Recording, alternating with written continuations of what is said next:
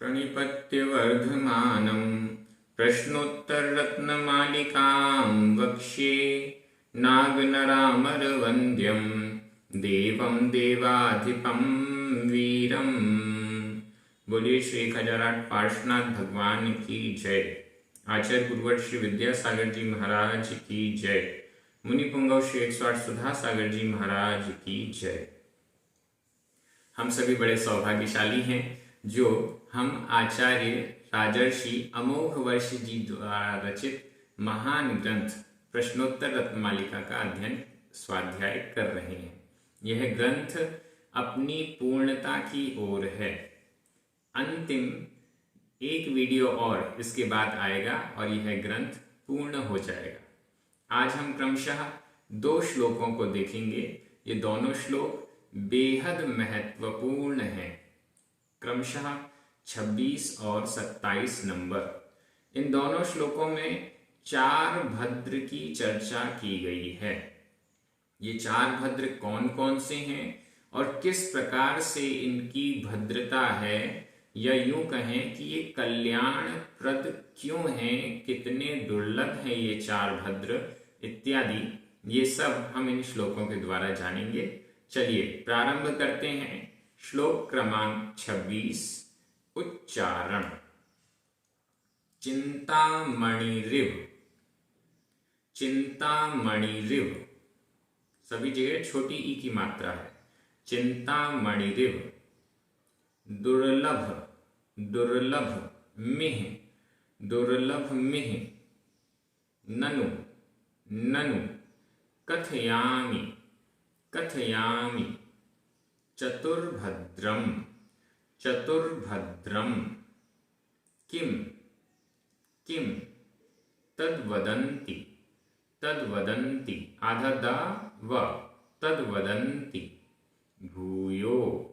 भूयो। विधूत। विधूत तमसो। विधूत तमसो। विशेषेण। विशेषेण। चिंतामणिरिव दुर्लभ। चिंतामणिरिव दुर्लभ मिह ननु कथयामि चतुर्भद्रम। मिह ननु कथयामि चतुर्भद्रम। किं तद्वदन्ति भूयो। किं तद्वदन्ति भूयो। विधूत तमसो विशेषेण। विधूत तमसो विशेषेण। बहुत अच्छा श्लोक है ये। चिंतामणिरिव दुर्लभ। किम, प्रश्न क्या है? किम, क्या? क्या है चिंतामणिरिव दुर्लभ? चिंतामणि के समान दुर्लभ क्या है? चिंतामणि रत्न के बारे में आप जानते हैं।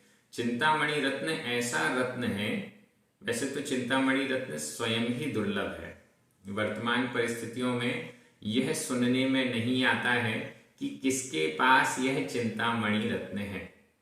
चिंतामणि रत्न जिसके पास होता है वह मन में जो भी चिंतन करता है, जो भी विचार करता है, जो भी इच्छा प्रकट करता है, वह इच्छा चिंतन मात्र से, वह भोगोपभोग की सामग्री चिंतन मात्र से, बोलना नहीं पड़ता, मांगना नहीं पड़ता, हाथ पैर नहीं चलाने पड़ते, पुरुषार्थ नहीं करना पड़ता, मात्र चिंतन करने से वह वस्तु प्राप्त हो जाती है। मान लीजिए किसी की जेब में चिंतामणि रत्न है और वह सोचता है कि मुझे भूख लगी है, भोजन मिल जाए, तो भोजन मिल जाता है। यह चिंतामणि रत्न है। चिंतामणिरिव, संधि विच्छेद करें। चिंतामणि ही विसर्ग, इव, विसर्ग का आधा रा हो गया और इव का ई, छोटा ई मिल गया तो रा में छोटी ई की मात्रा हो गई। चिंतामणि इव, चिंतामणि इव के समान, चिंतामणि रत्न के समान, चिंतामणि रत्न के समान दुर्लभ मिह। अब यहां भी संधि विच्छेद कीजिए। अगर हम कोई ग्रंथ का अध्ययन करना चाह रहे हैं तो सबसे पहली चीज है संधि विच्छेद। चाहे वह ग्रंथ संस्कृत का हो या प्राकृत का हो, दोनों में ही संधि विच्छेद का हमें ध्यान रखना जरूरी है। अगर हम सही शब्द को नहीं खोज पाए तो उसका अर्थ लगाना भी संभव नहीं होगा। इसलिए संधियां विशेष रूप से आपको यहाँ पर बताई जा रही हैं।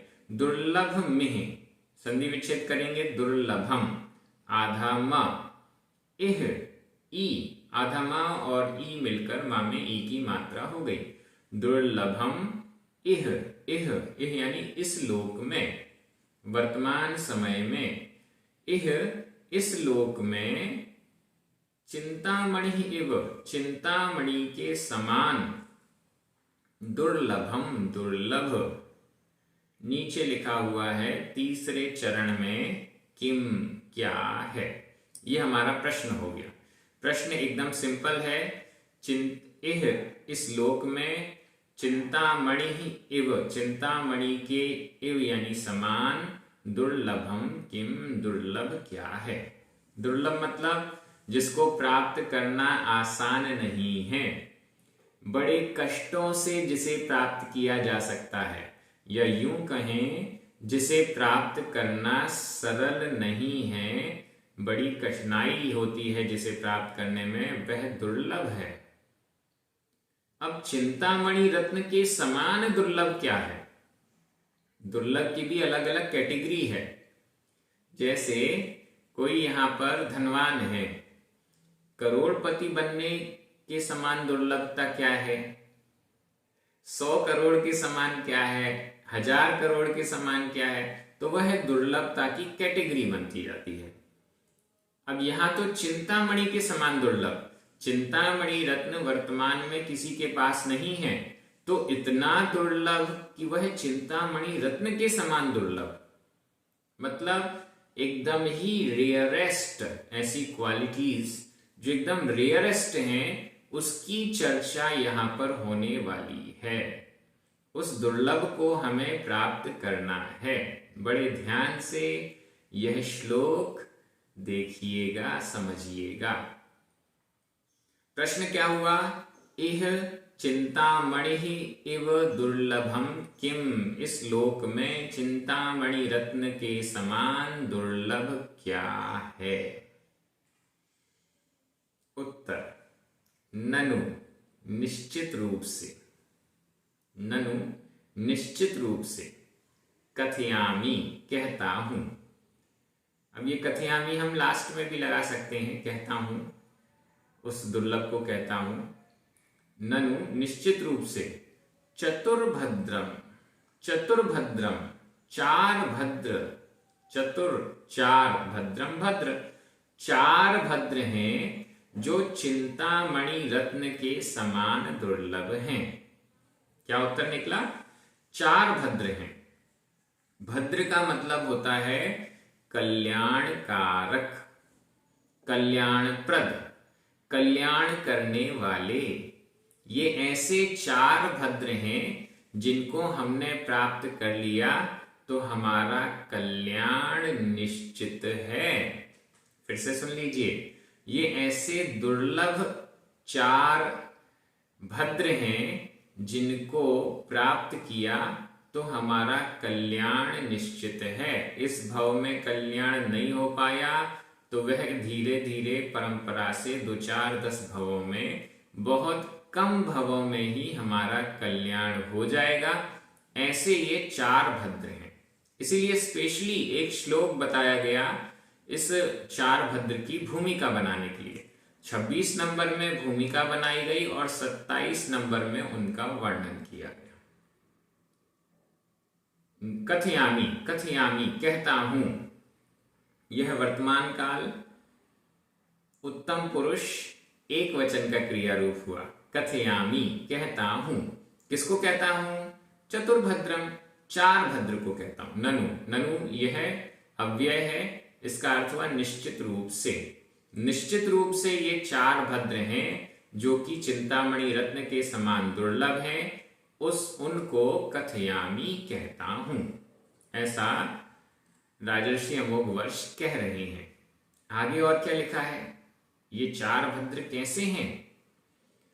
तत् वदन्ति भूयो विधूत तमसः विशेषेण, विधूत तमसः विशेषेण, विधूत तमसः, विधूत नष्ट कर दिया है, धो दिया है, समाप्त कर दिया है, तमस को जिसने, तमस, तमस यानी अंधकार, अंधकार को जिसने नष्ट कर दिया है। यहां विधूत तमसो विसर्ग का ओ हो गया है, तमसः विसर्ग का ओ हो गया, विधूत तमसः जिसने तमस को, अंधकार को नष्ट कर दिया है, मतलब लाइट चालू कर दी है नहीं, जिसने अज्ञान रूपी अंधकार को नष्ट कर दिया है, जिसने अज्ञान रूपी अंधकार को नष्ट कर दिया है, ऐसे सम्यक ज्ञानी, केवल ज्ञानी भगवान।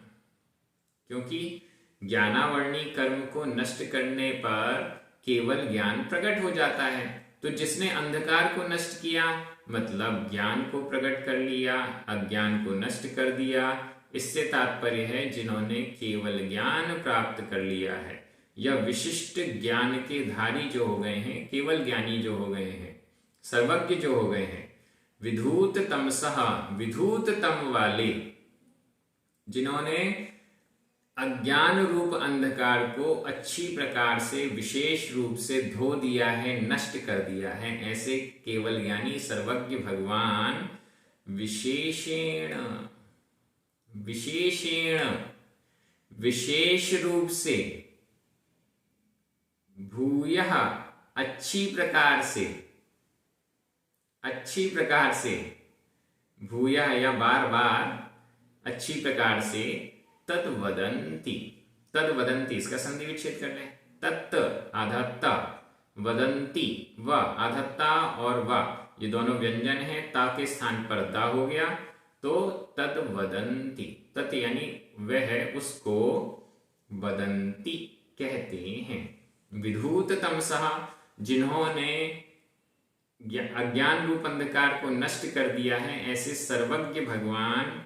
समो शरण में विराजमान तीर्थंकर भगवान, जिसे विशेष रूप से, जिसने उसे, तत् यानी उसे, उसको विशेषेण विशेष रूप से, भूयः अच्छी प्रकार से, बार बार, वदंती कहते हैं। अब भूयः शब्द ऊपर कथयामी के साथ भी लगा सकते हैं, कहीं भी उसको सेट कर सकते हैं। ननु कथयामी मैं कहता हूं, ननु निश्चित रूप से, भूयः यहां भी विसर्ग का ओ हो गया, भूयः विसर्ग इसकी जगह ओ हो गया, भूयः यानी अच्छी प्रकार से कथयामी कहता हूं। तो यह भूयः शब्द ऊपर लगा दीजिए, यहां नीचे विशेषण ये अपन को मिल ही रहा है। तो जो अज्ञान रूपी अंधकार से रहित हैं, ऐसे सर्वज्ञ भगवान विशेष रूप से तत् यानी उसको वदंती कहते हैं। वदंती यह भी वर्तमान काल अन्य पुरुष बहुवचन का क्रिया रूप है। वदंती कहते हैं, किसको कहते हैं? उसको कहते हैं जो कि चिंतामणि रत्न के समान दुर्लभ है, अर्थात चतुर्भद्रम, चार भद्र को कहते हैं। इस श्लोक का अर्थ हो गया। अब हम उन चार भद्रों के लिए देखना चाहते हैं, तो चलिए श्लोक क्रमांक 27 उच्चारण।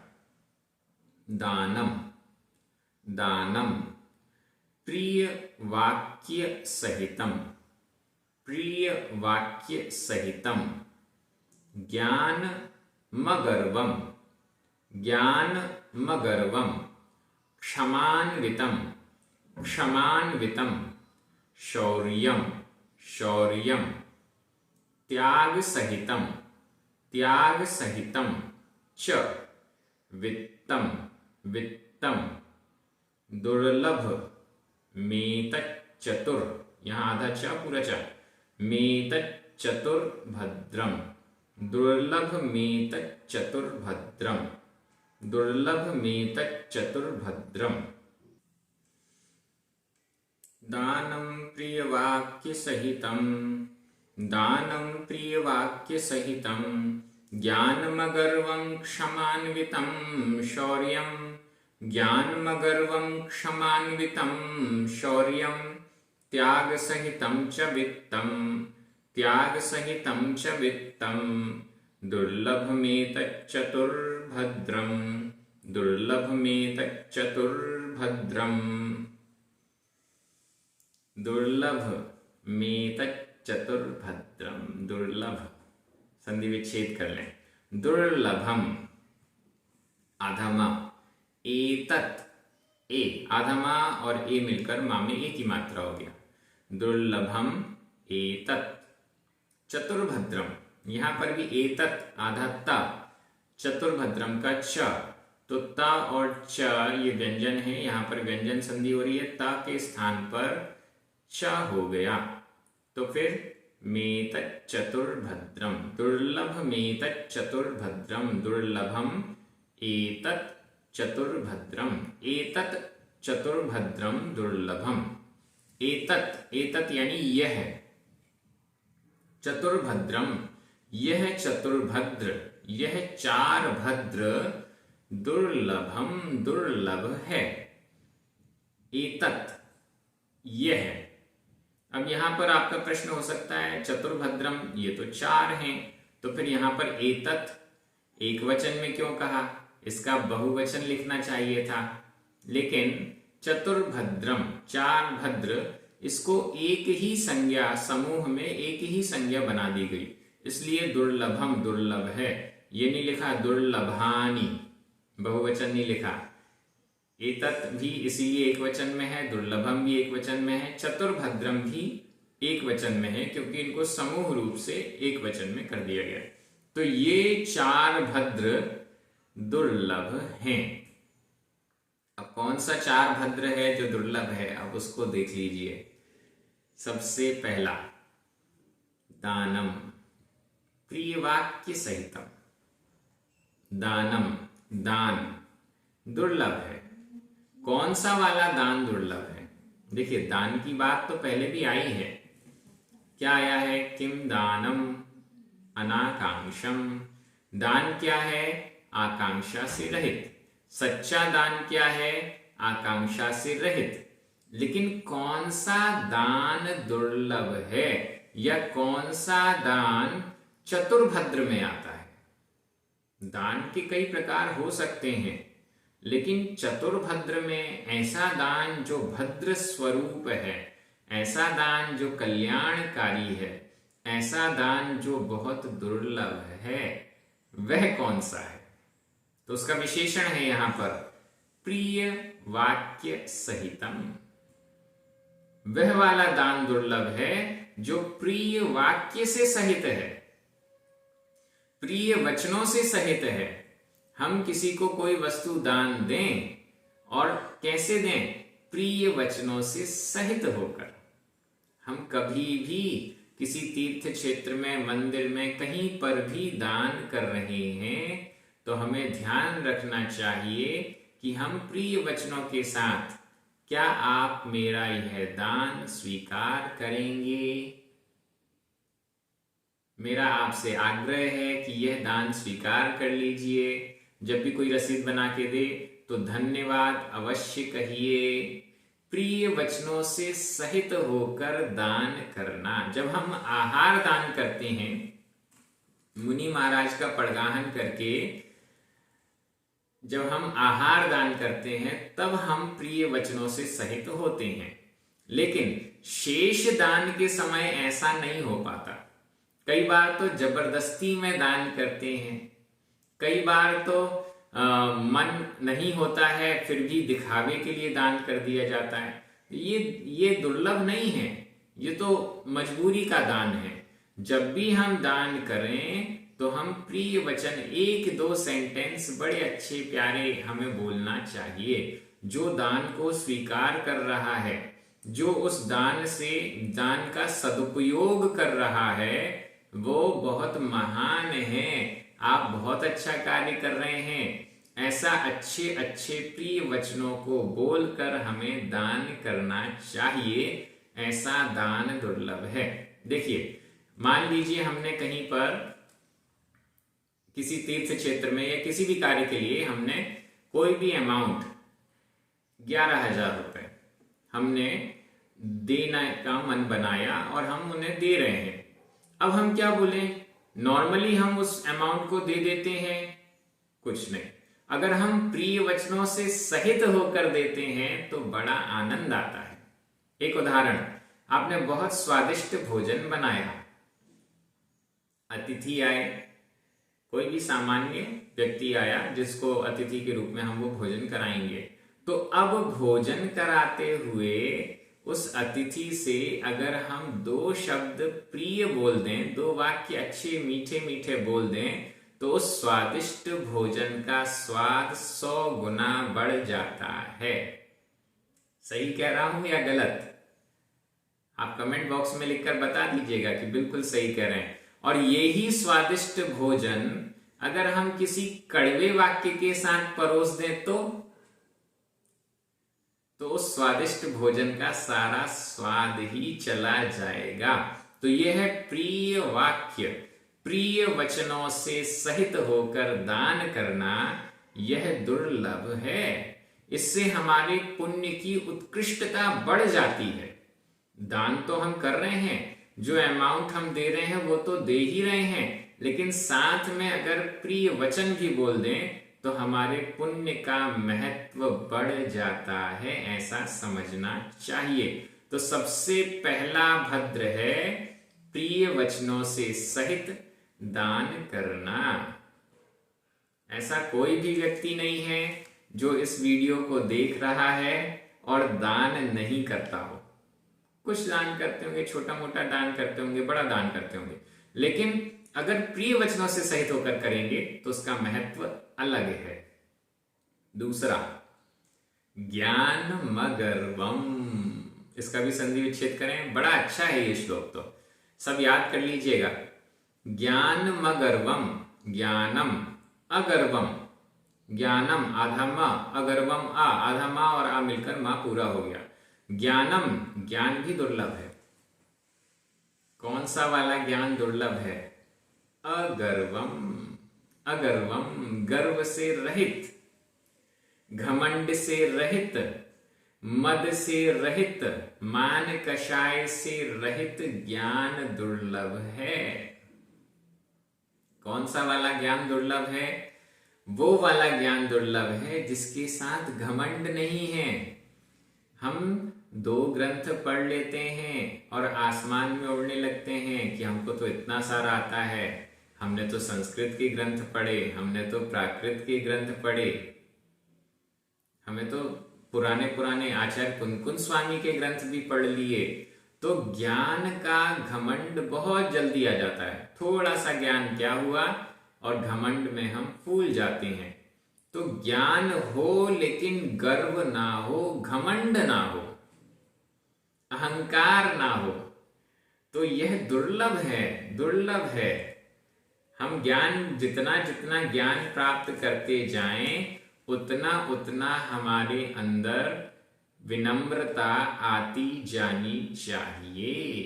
यह दुर्लभ है। ज्ञानम अगर्वम, गर्व से रहित, घमंड से रहित ज्ञान दुर्लभ है। ये दूसरा भद्र है।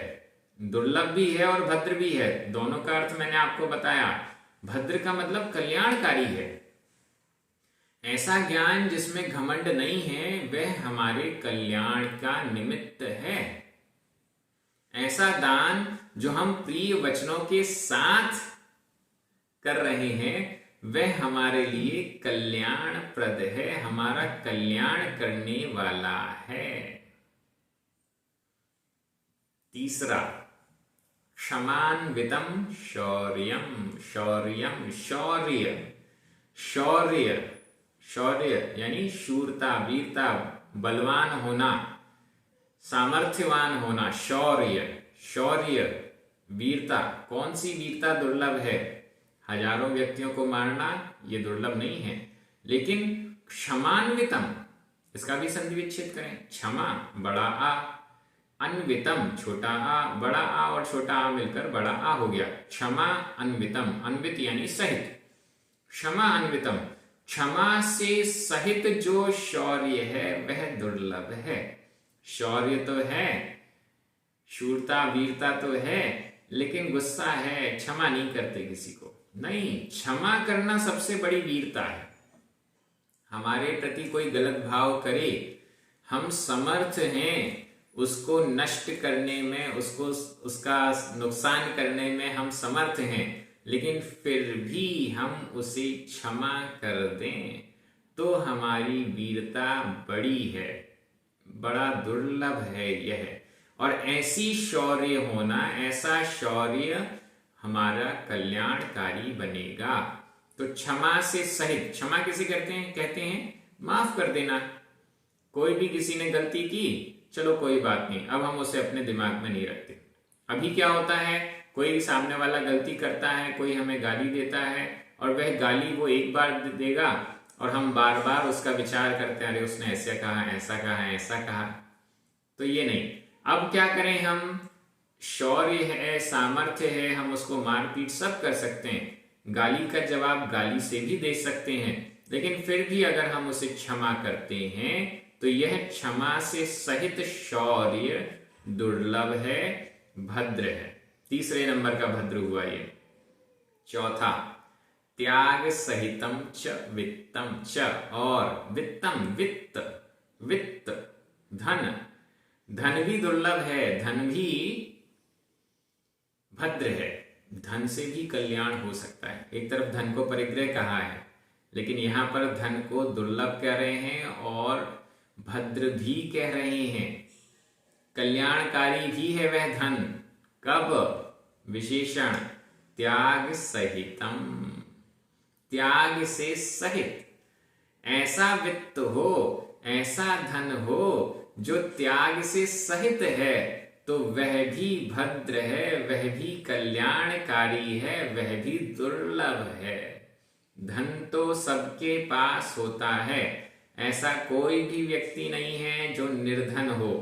थोड़ा बहुत धन तो सबके पास होता ही है, और जिसके पास धन इतना है कि वो स्वयं इसको भोग नहीं पा रहा है, संग्रह किया जा रहा है, बैंक अकाउंट भरते जा रहे हैं, प्लॉट पे प्लॉट खरीदे जा रहे हैं, मकान पे मकान बनाए जा रहे हैं, यह धन दुर्लभ नहीं है। दुर्लभ धन कौन सा है? त्याग सहितम, त्याग से सहित। जैसे जैसे हम धन कमाते जाएं, जैसे जैसे धन का संग्रह होता जाए, वैसे वैसे त्याग भी करते जाएं। जैसे जैसे धन का संग्रह बढ़ रहा है, वैसे वैसे हमारी त्याग की प्रवृत्ति, दान की प्रवृत्ति बढ़ती जाए। अभी हम लाख रुपए दान करते हैं, अब इसके बाद हमारा धन बढ़ रहा है तो हम 5 लाख का दान करेंगे। एकदम उसका कैलकुलेशन करें, हर वर्ष हम कितना दान कर रहे हैं, और फिर जैसे जैसे इनकम बढ़ती जाए, वैसे वैसे हमारी डोनेशन, हमारी दान की प्रवृत्ति भी बढ़ती जाए। यह चौथा दुर्लभ है। ये 4 भद्र हैं। इसमें आप ध्यान दे रहे होंगे, 4 भद्रों में 2 चीजें, 2 बार तो दान का प्रसंग आ गया। एक बार धन दुर्लभ है, कब? अगर वो दान से सहित है, त्याग से सहित है। और दूसरी बात, दान कब दुर्लभ है, कब भद्र है? जब वो प्रिय वचनों से सहित है। मतलब जिसके पास धन है वो डबल भद्र कर सकता है। देखिए, सोच विचार है, चिंतन है। जिसके पास धन है वो 2 भद्र कर सकता है। पहला, अपने उस धन को त्याग सहित बनाए, दान सहित बनाए। ये तो पहला दुर्लभता हो गई। और इससे डबल दुर्लभता तब होगी जब वह जो दान है वो प्रिय वचनों से सहित हो। तो ये 4 भद्र हैं। हमें कोशिश करनी चाहिए कि हमारे जीवन में चारों भद्र आ जाएं। आप मुझे कमेंट बॉक्स में लिखकर बताइएगा कि इनमें से कौन सा भद्र आपके अंदर स्वाभाविक रूप से है, और नहीं है स्वाभाविक रूप से, तो कौन से भद्र को आप अपने जीवन में उतारना चाहते हैं, जरूर बताइएगा। ये दोनों श्लोक बहुत अच्छे हैं। कल एक अंतिम श्लोक में ये पूरा ग्रंथ पूर्ण हो जाएगा। आप सभी बहुत अच्छे से अध्ययन कर रहे हैं। अपने सभी मित्रों को इस ग्रंथ के अध्ययन की प्रेरणा अवश्य दीजिए। सभी को बहुत बहुत धन्यवाद। जिनवाणी माता की जय। सभी को जय जिनेंद्र।